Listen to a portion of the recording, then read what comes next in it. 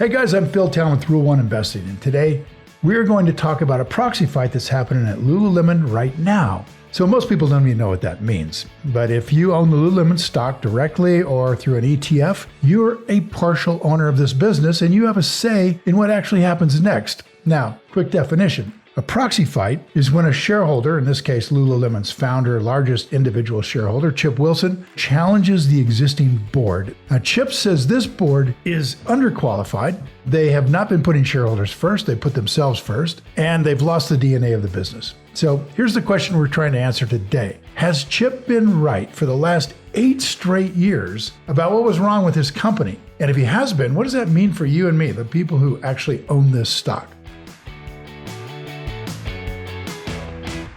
Chip Wilson founded Lululemon in 1998. He's still the largest individual shareholder. He's been publicly criticizing the business now since about 2018. And now, after 3 failed CEO succession processes and a stock that's lost roughly half its value, he's launched a formal proxy fight to take back the board. Now, he's nominated 3 independent directors: Mark Maurer, who's the former co-CEO of On Holding, that great shoe company; Laura Gentile, phenomenal chief marketing officer at ESPN; and Eric Hirschberg, who's the former CEO of Activision Publishing that got sold to Microsoft. And their job is to bring back both brand and product expertise right back into the boardroom. And so far, the existing board has refused to even consider them, which is crazy because they're awesome. So in 2018, in his little book, Little Black Stretchy Pants, he warned that the board is prioritizing quarterly earnings over the company's product DNA. Common problem. And that means that kind of bean counter mindset was sort of eating up the brand from the inside. Honest opinion? Chip is right. Lululemon invented the athleisure industry, but they've been milking it, and now the rest of the world is caught up. And if they keep this up, one day they're going to wake up and find out that they've lost their technological edge, and that's when the profit margins go. And that's when the premium price goes, and that's when the stock goes, and that's what's been going on. And this really isn't just a Lululemon story, it's a kind of an old board story. Warren Buffett has been making this point about boards for many, many years. Most public company boards aren't made up of owners, they're made up of directors who have a conflict. They're often just in there for $250,000 a year, and they get a personal ride on the jet, and their personal outcome is just largely disconnected from what happens to the stock performance of the business. So if you want a director to think like an owner, then they have to be one, not just a bare minimum. They got to have enough money that it hurts when the stock goes down 50%. So pull up the Lululemon proxy, look at the beneficial ownership tables, and what you're going to see is that several directors are sitting at or near the bare minimum required by the company's own ownership guidelines for a board member. And that's despite long tenures. I mean, some hold even less. And their economic exposure to the share price collapse that everyday investors have lived through is, in proportion to their net worth, modest.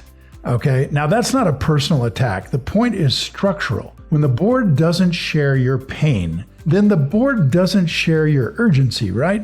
And urgency is exactly what this company needed like 3 years ago. So here's the historical analog.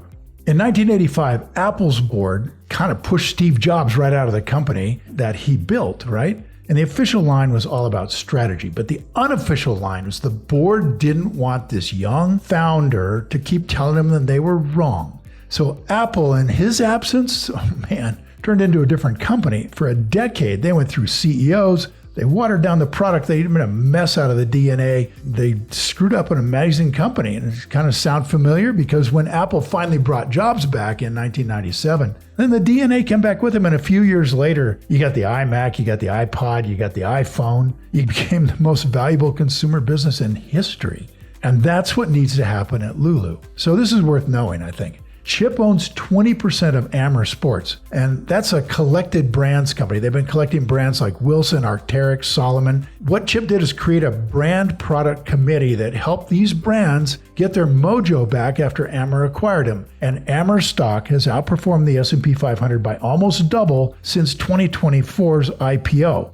Now, on May 6th, Chip published a letter to the Lululemon board members saying that Lulu should do the same thing to get the same result. And it's a focused, sensible plan. Bring back the things that made Lululemon a wonderful business in the first place. And I don't get it that the board didn't take it under consideration. But by Chip's account, the only concrete proposal the board put forward after that letter was a response was a non-disparagement agreement they wanted Chip to sign to quit talking bad about the company. So sit with that as an owner. All right, so here's where this all gets practical.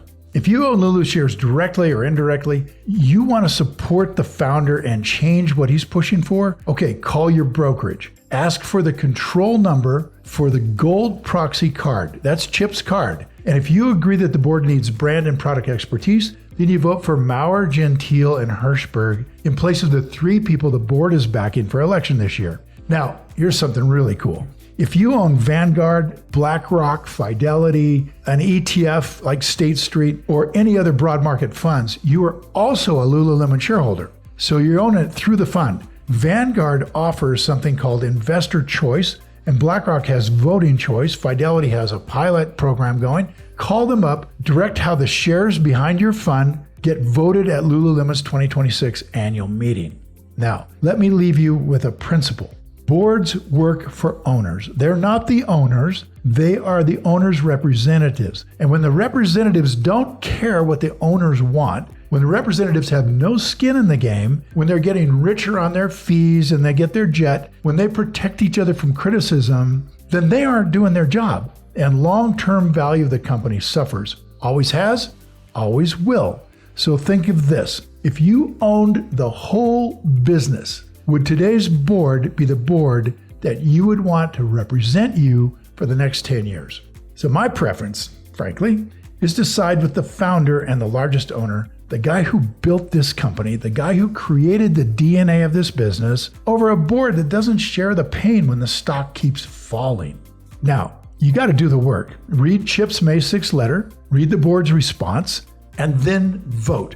If you're not yet a Lulu shareholder, but you're wondering, maybe is this a wonderful company that might be on sale right now? Okay, then come join us at the #1 value investing education in the world, the 3-day Rule Number 1 Investing Workshop. It's under $100 total price for 3 full days taught by professional investors, including me, who've made millions. We don't sell anything there. We just teach, and we're really good at it. Our NPS scores are the highest in the entire education industry. Trustpilot scores, 4.8 stars. We will teach you how to do the homework yourself on this company and any other, and we'll teach you how to stay calm, how to stay patient, how to think long-term, how to own like an owner.